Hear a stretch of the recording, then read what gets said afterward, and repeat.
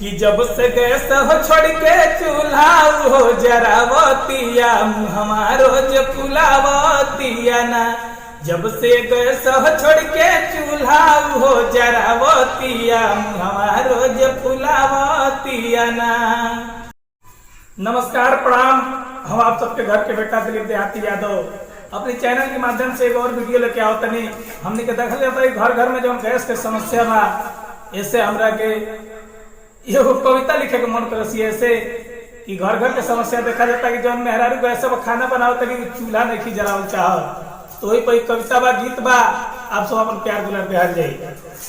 कि जब से गैस हो छोड़ के चूल्हा हो जरावतिया हमारो जो फुलावतिया ना।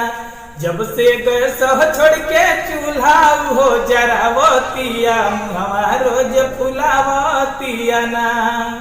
देखे के और क्या लीला बा, कहे हमसे बनी न खाना चूल्हा के ना बाजमाना। कहे हमसे बनी न खाना कि चूल्हा के ना बाजमाना। उहो बाती बाती पर न खड़ा खूब देखावतिया हमारो जे फुलावतिया ना।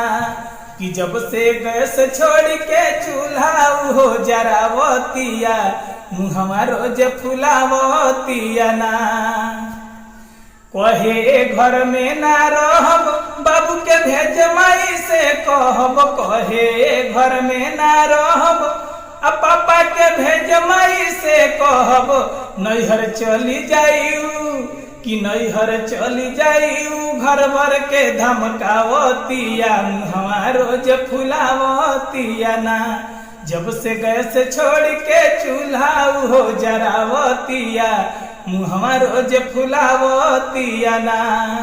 इतने नहीं देखे के और का लीला बा, कि कहे पूजनी कवन बरम शादी भइल फूटल करम। कहे पूजनी कवन बरम कि शादी भइल फूटल करम।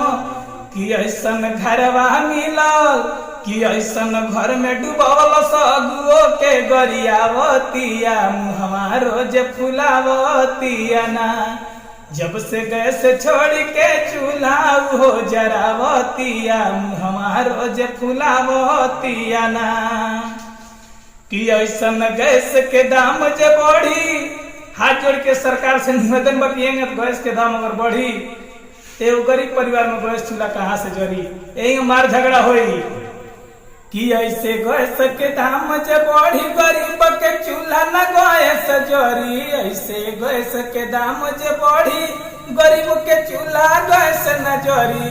कि रही रहे दिलीप देहाती कि उहो दिलीप देहाती देवरो के झपिलावतिया हमारो जे फुलावतिया ना। कि जब से गैस छोड़ के चूल्हा हो जरावतिया हमारो जे फुलावतिया ना। नमस्कार, एक बार फिर से नमस्कार बा। कहले मतलब ई बा कि अगर आप सबके वीडियो बढ़िया लगी अपन प्यार दुलार दे, धन्यवाद।